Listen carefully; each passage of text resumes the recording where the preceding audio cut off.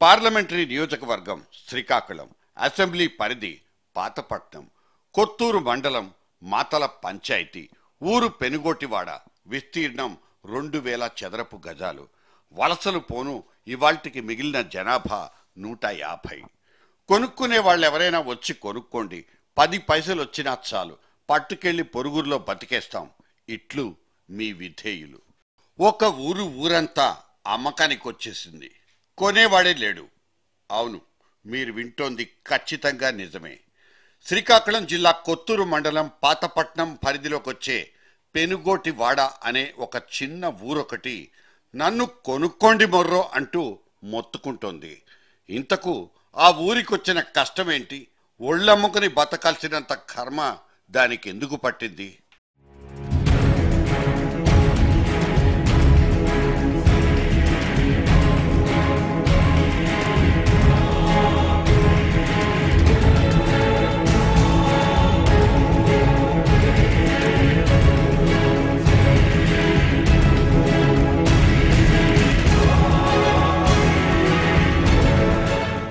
మొదటి సంతకాలతో మురిపించక్కర్లేదు. కోట్ల కొద్దీ రుణాలు మాఫీ కాకపోయినా పర్లేదు. ఉచితంగా పంచిపెట్టే జాగాలొద్దు, 2 బెడ్రూమ్ల ఇల్లు వద్దు. అన్నీ మడిచి అరచేతిలోనే పెట్టేస్తామంటున్న పెద్ద పెద్ద పార్టీలోళ్ళంతా ఇదిగో ఇక్కడ అర్జీ కాగితం ఉంది, చదువుకోండి. నిజమైన అభివృద్ధి అనేది పేపర్ల మీద కాదు, పేదోడి బతుకుల మీద కనిపించాలంటూ ఇక్కడో తిరుగులేని సాపత్యం ఒకటి వెక్కిరిస్తోంది. సిగ్గు ఎగ్గు ఒగ్గేసి ఇక్కడో లుక్కేయండి.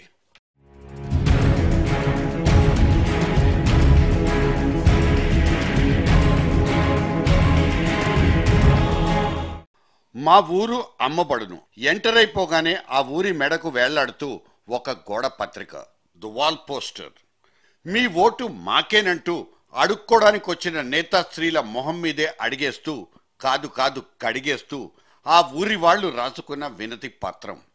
సిక్కోలు జిల్లాలో వంశధార నది పక్కనున్న ఈ పెనుగోటివాడ గుండెలు ఎందుకింత బరువెక్కిపోయినట్లు? ఇంతటి కఠోరమైన నిర్ణయానికి ఎందుకు ఒడిగట్టినట్లు?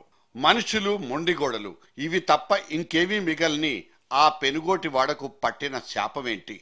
వాళ్ళు చేసుకున్న పాపమేంటి?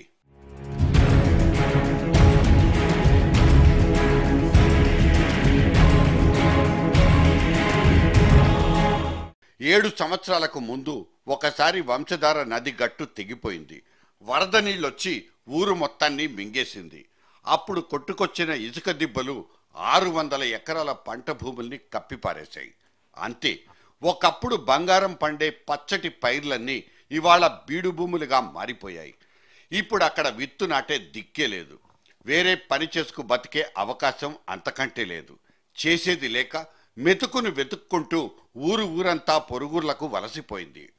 చివరికి ఇక్కడ మిగిలింది 40 ఇళ్ళు మాత్రమే. దొరికిన అధికారికల్లా ముఖ్యం. వచ్చిన ప్రతి నాయకుడిని వేడుకున్నాం, మాకు ఒరిగింది మాత్రం 0. ఇది వీళ్ళ గోడు. నా చిన్నప్పుడు 8 ఏళ్ళ క్రితం చాలా మంచిగా ఉండేది ఊరు. నాకు తెలిసి చాలా మంచిగా ఉండేది, మొత్తం అంతా బాగానే ఉండేది. తర్వాత 2007లో గట్టుకొట్టడంతోనే మొత్తం నీరంతా ఊర్లోకి వచ్చి మొత్తం అటు సైడ్ రోడ్డు మొత్తం పోయి మొత్తం ఊరంతా నాశనం అయిపోయింది. ఒకప్పుడు ఊరు వేరు, ఇప్పుడు ఊరు వేరు.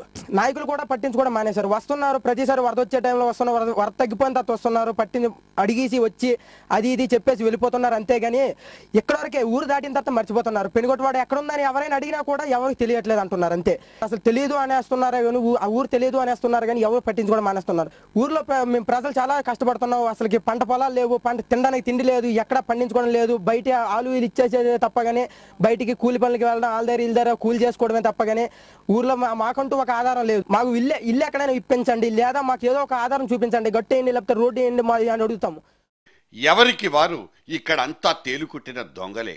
ఒక్కడికంటే ఒక్కడికి కూడా ఊరి మీద అక్కర్లేదు, ఇంక్లూడింగ్ పొలిటీషియన్స్. పాతపట్నం మాజీ ఎమ్మెల్యే మోహన్ రావు సొంతూరికి వీళ్ళకి 2 కిలోమీటర్ల దూరం.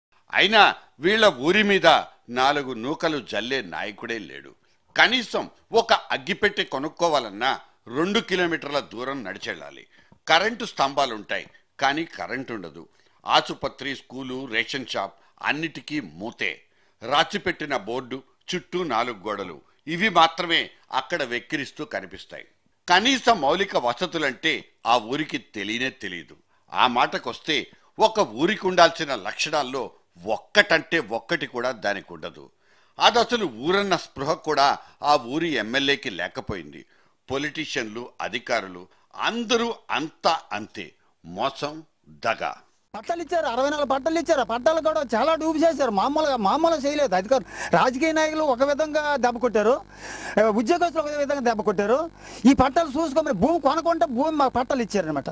ఆల్రెడీ చేయని తీరా మేము ఆడికెళ్తే మీరు ఇక్కడికి ఎవడో వస్తాడరా, మీరు ఇక్కడ వచ్చిన పని ఏంటి ఉందని వాళ్ళు మాకు తిరిగి ఎంట పెట్టారు. మాకు కౌశల్యపురం వెళ్తే మాకు ఎంట పెట్టారు అక్కడికండి. మీకు ఇక్కడ ఎవరు మీకు రమ్మన్నాడు, మీకు ఎవరు పట్టాలు ఇచ్చాడు ఇక్కడ అని వాళ్ళు ఎంట పెట్టారు మాకు. అది మా పరిస్థితి అనమాట. నిజానికి ఇటువంటి అనామతు ఊళ్ళు మన దేశంలో చాలానే ఉండొచ్చు. కానీ ఈ పెనుగోటి వాడకైతే కడుపు భగ్గున మండిపోతోంది. ఎంతకీ సొంత పనులే తప్ప సామాన్య జనం గురించి పట్టించుకొని నాయకుల నిలువెత్తు స్వార్థాల్ని చూసి చూసి ఆ ఊరి కంట్లో చెమ్మ కూడా ఇంకిపోయింది. ఏమైపోతే నాకేంటి అనుకునే భయంకరమైన ఉదాసీనత ప్రజాప్రతినిధుల్లో పేరుకుపోవడం మూలంగానే విసిగి వేసారి ఇటువంటి కఠినమైన నిర్ణయం తీసుకున్నామంటూ ఊరి వాళ్ళు కుండ బద్దలు కొట్టేస్తారు. ఎస్, ఈ ఊరు అమ్మకానికి వచ్చేసింది. ఊరు అమ్ముకుంటున్నామంటే మరి గతి లేదు కాబట్టి మరి ఏం చేస్తాం, ఎటో పోతామని ఒక నిర్ణయం పెట్టాము. ఈ సమస్యలోనైనా మీరు వచ్చి మాకు ఆందోళన తగ్గిస్తే ఆరోగ్యమే.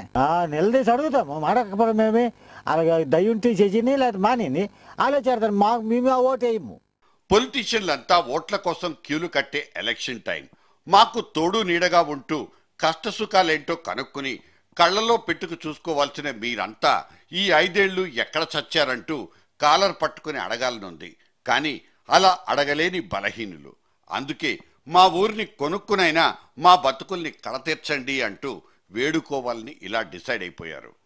మరి 300 ఓట్లు ఉంటే వచ్చింది రౌలై నిన్ను 30 ఓట్లు 150 ఓట్లు ఉన్నాయి కాబట్టి ఎవరు రారు, ఈ ఊరు పట్టించుకోరు. మేము వరదలు బొరదలు వచ్చినప్పుడు మేము మాకు ఏటి జర్రెలు కరుస్తానియో, తేళ్లు కరుస్తానియో, పందులు బొక్కుతానియో మాకు ఏటి లేవు.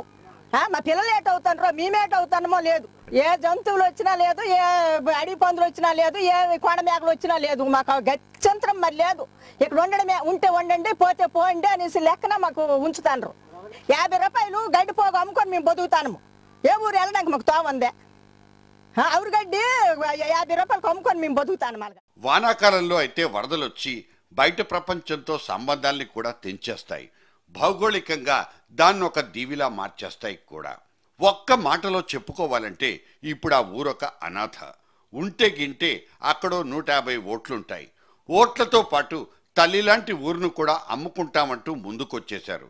ఎవరైనా మనసున్న మారాజులు వచ్చి కొనుక్కుంటే ప్రాణాలతో బయటపడిపోతాం. పక్కనుండే పరాయి రాష్ట్రం ఒడిశాకు పొట్ట చేత పట్టుకుని పారిపోతాం. ఏ దేవుడొచ్చి తీర్చాలి వీళ్ళ వెతల్ని? అప్పుడు అంత బంగారం చక్కగా ఉండేవాళ్ళము. ఈ ఇయర్ వచ్చింది పాడైపోయాము. లేదా మాకెందుకు ఇయ్యనే స్థితి? ఆక్కడ జోహార్ పని ఏటో ఉన్నది చెప్పి మా సాయశక్తి మీద మేము బతుకోవాలి. మా రైతులు మేము కూలోళ్ళు అందరం ఉన్నాం. ఇప్పుడు వాళ్ళకాడ జోహార్ పడినట్టుగా ఉన్నది. అంచేది ఇప్పుడు మాకు బాధలు కలిగి మేము ఎటో వెళ్ళిపోతాము, ఈ గ్రామం అమ్మేసి ఎటో వెళ్ళిపోతామనేసి మాకు బైకారం పుట్టి ఎటో వెళ్తాము అని ఒక ఉద్దేశంతో ఉన్నాము. ఓట్లు వెయ్యము, మాకు అనవసరము, మాకు ఏ అధికారి వచ్చినా సరే మేము వెయ్యము, అంతే సంగతులు. సింగపూర్లని, షాంఘైలని సృష్టిస్తామనే గొప్ప గొప్పోళ్ళంతా ఒక్కసారి ఇటువంటి విసిరేయబడ్డ పల్లెటూళ్ళకొచ్చి పట్టించుకోండి. అక్కడ వేళ్లాడే గబ్బిలాల్ని అదిలించండి. రాకాసి గద్దల్ని తరిమి కొట్టండి. బిలియనీర్ల జాబితాల్లో చేరి ప్రజాసేవ కోసం పరితపించిపోతున్న వాళ్ళందరికీ ఇటువంటి పెనుగోటి వాడల గురించి తెలియదనుకుంటే మనదే తప్పు.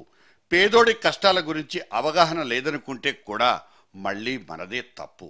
అప్పుల ఊబి, నీళ్లు లేని బావి, టీచర్ లేని స్కూలు, ఒట్టిపోయిన గేదె ఒకటేమిటి సమస్తం వీళ్లకు తెలుసు. తిరగని మగ్గం, ఆగిన కుమ్మరి చక్రం, మొండికేసిన మోచి మేకు, దారం తెగిన దర్జీ బతుకు ఒక్కటేమిటి, చివరాఖరికి పొయ్యిలోంచి లేవని పిల్లి గురించి కూడా వాళ్ళకు తెలుసు. కానీ వాటి పరిష్కారానికి మాత్రం ముందుకు రారు. పచ్చ నోటు చేతిలో పెట్టేసి పలకరించిపోయినోడు మళ్ళీ రానేరాడు. వచ్చినా దూరం నుంచే గాల్లో చేతులుపేసి పోతాడు.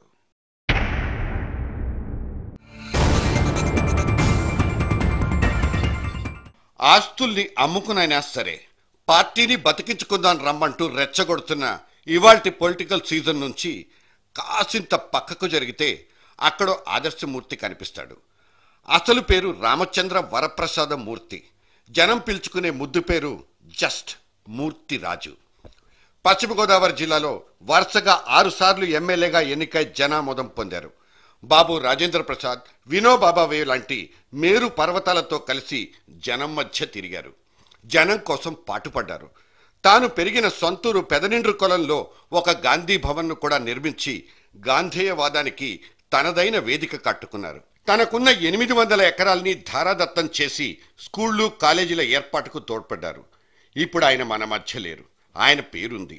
ఊరూరా వెల్లివిరిసే విద్యా కుసుమాల రూపంలో ఆయన కీర్తి మాత్రం బతికే ఉంది.